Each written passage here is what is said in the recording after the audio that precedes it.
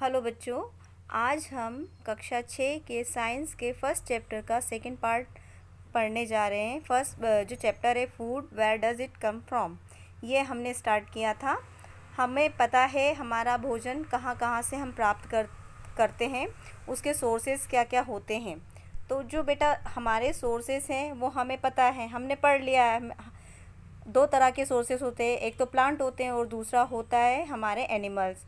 हम प्लांट से vegetables, green vegetables, food, ये सारी चीज़ें प्राप्त करते हैं, और एनिमल से मिल्क, मीट, चिकन, ये सारी चीज़ें हम एनिमल से प्राप्त करते हैं। तो यहाँ पर एक पिक्चर दे रखा है बेटा, जिसमें एक प्लांट दे रखा है। अब हमने इस चैप्टर में ये भी पढ़ा था कि कुछ प्लांट्स ऐसे होते हैं जिसकी हम लीव्स खाते हैं, कुछ प्लांट्स ऐसे होते हैं जिनका हम स्टेम खाते हैं, और कुछ प्लांट्स ऐसे होते हैं जिनकी हम root as a vegetable use करते हैं, और कुछ प्लांट्स ऐसे होते हैं जिनके फ्लावर्स भी हम as a vegetable, as a smell, as a fragrance के रूप में हम उसको यूज़ करते हैं। तो यहाँ पर बेटा एक पिक्चर दे रखा है, इसमें फ्लावर है, ये फ्लावर है जो दे रखा है यहाँ पर, उसकी लीफ है, स्टेम है, बर्ड है। तो इस तरह से जो एक प्लांट होता है उसके बहुत बहुत सारे पार्ट्स होते हैं। Flower, bud, stem, leaf, root. Root जो होता है बेटा, रूट हमारा जो हमारे प्लांट का रूट होता है वो सॉइल के अंदर होता है, और सॉइल से जो भी न्यूट्रिएंट्स रहते हैं, वाटर रहते हैं, वो लेकर अपनी ग्रोथ को कंप्लीट करता है। नाउ वी स्टडी हेयर अब एक्टिविटी 4। अब हम आज एक्टिविटी 4 शुरू करते हैं बेटा। तो एक्टिविटी 4 क्या है हम देखते हैं। पहले हम इसको रीड करेंगे, समझेंगे। From all the food items you have listed in table 1.3, choose those items whose ingredients are obtained from plants। अब जो हमने बेटा लिस्ट बनाई है 1.3 में, हमने फूड आइटम की लिस्ट बनाई थी, सोर्सेज की लिस्ट बनाई थी। अब उस लिस्ट में हमें जो हमारे इंग्रेडिएंट्स है उसको देखना है कि वो जो इंग्रेडिएंट्स है वो हमें कहाँ से मिल रहे हैं। इसको ऐसा समझो बेटा, जैसे हमने चपाती ली, ठीक है, हम रोटी खाते हैं।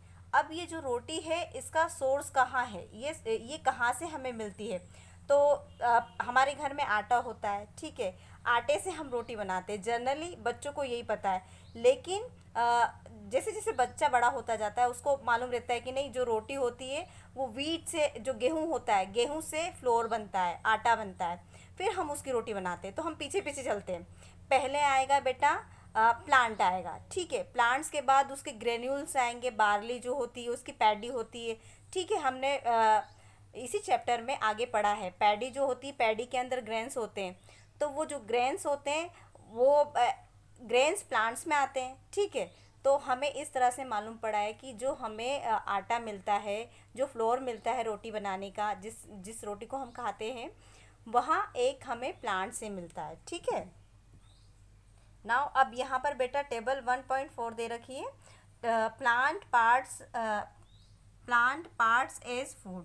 जो प्लांट है बेटा उसके जो पार्ट्स है वो पार्ट्स हमारे खाने में किस तरह से हम उपयोगी कर सकते हैं, ठीक है। तो food item with plant as the major source, brinjal curry. अब ब्रिंजल करी में इंग्रेडिएंट्स सोर्सेज दे रखा है बेटा यहाँ पर। तो brinjal, chilli as spice, any other, oil from groundnut, mustard. जो भी वेजिटेबल है बेटा, हम जो भी ऑयल यूज़ करते हैं वो यहाँ पर हम लिख सकते हैं, ठीक है। अब plant part which gives us the ingredients. अब प्लांट का ऐसा कौन सा हिस्सा है जो हमें वो वेजिटेबल दे रहा है जिसको हम कुक कर रहे हैं। तो वो फ्रूट है यहाँ पे, ठीक है, फ्रूट भी है, देन उसका सीड भी है। अब इस तरह से आप और भी चीज़ें ले सकते हैं, आप पी ले सकते हैं, आप ग्रेन नट्स ले सकते हैं, आप पनीर ले सकते हैं, और फिर उसका इंग्रेडिएंट्स लिख के उसके सोर्सेज को आपको इस तरह से इस टेबल को आगे बढ़ाते जाना है बच्चों। ओके बच्चों, अब यहाँ पर हम एक्टिविटी 5 में देखेंगे बेटा, टेक सम ड्राई सीड और मूंग और चना। यहाँ पर हम जो हमारे घर में किचन में जनरली ये चीज़ें हमें हमेशा मिलती है बेटा। जो मूंग दाल होती है, चना दाल होती है, उसको लेना है हमको, उस सूखे सीड्स को लेना है। Put A small quantity of seed in a container filled with water. क्या करना है बेटा, हमको एक कंटेनर लेना है, एक बर्तन लेना है, बर्तन में इन थोड़े से सीड्स को डाल देना है। मतलब मूंग के थोड़े से सीड्स लेना है, मूंग की दाल या चने की दाल, दोनों में से कोई एक आप चूज़ कर सकते हैं, और इसको वाटर में डाल देना है। कंटेनर में सीड लेना है, वाटर लेना है, और फिर इसको रख देने का है।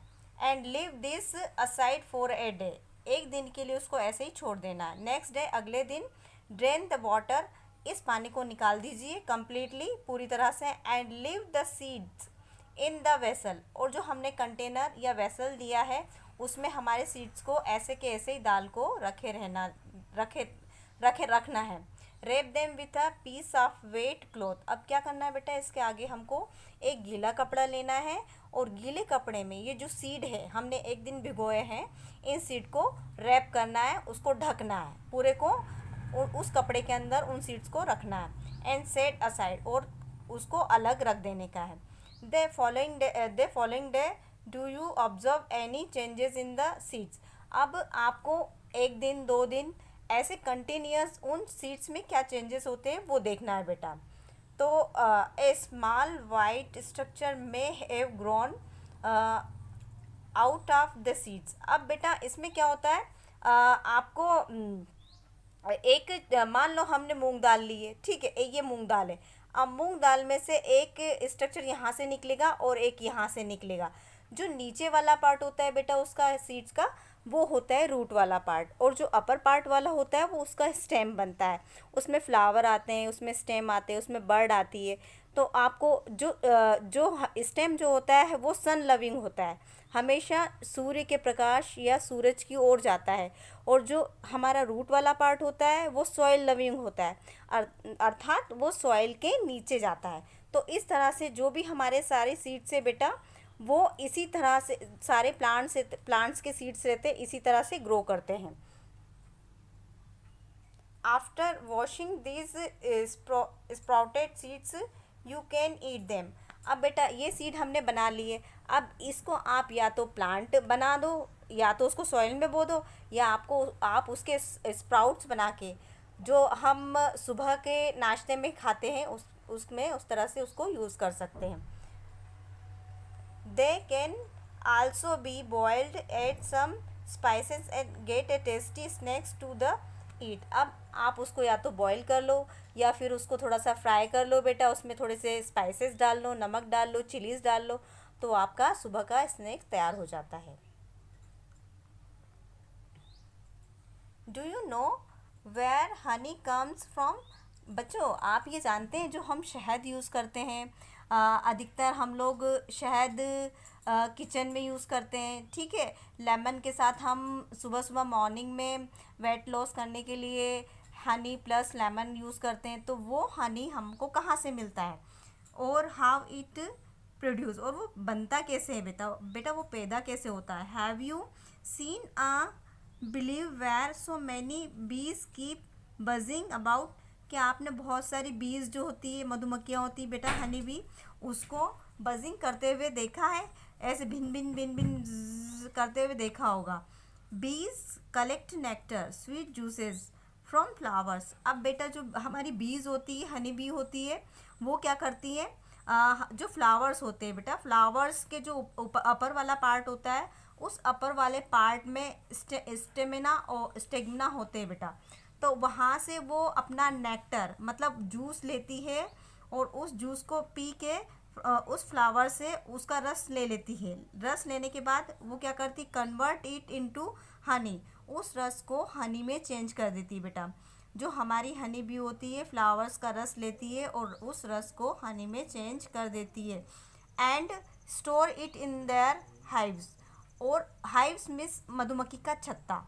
जो छत्ता बेंजीन रिंग जैसा बेटा होता है, लाइक बेंजीन रिंग को अपन डबल डबल कर दो, एक प्लेन स्ट्रक्चर आगे बढ़ाते जाओ, तो उस तरह का उसका एक हाइव बनता है, उसको मधुमक्खी का छत्ता कहते हैं। फ्लावर्स एंड देयर नेक्टर में be available only for a parts of the year. जो ये रहता है बेटा, ये उनके ईयर के अकॉर्डिंग वहाँ पर अवेलेबल या उपलब्ध रहता है. सो बीज store this nectar for their use all through the years. और बीज क्या करती है बेटा, पूरा अपने पूरे नेक्टर को वो साल भर के लिए सेव करके रखती है वहाँ पर. व्हेन वी फाइनल सच बिली. आगे का चैप्टर बेटा हम आगे के पार्ट में कंटिन्यू करेंगे. Till then bye bye. और और जो फर्स्ट पार्ट है, जो फर्स्ट पार्ट है वह आपको डिस्क्रिप्शन में मिल जाएगा.